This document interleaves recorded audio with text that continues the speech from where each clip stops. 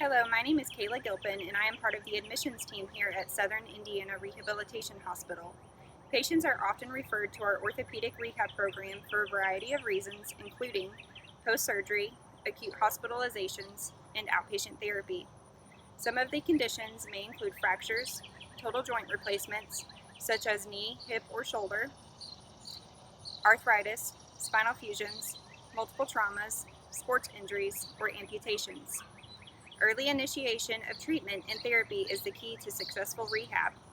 Our physical and occupational therapists will focus on helping you build strength, endurance, and mobility, as well as assist in increasing your independence and performance in basic daily activities.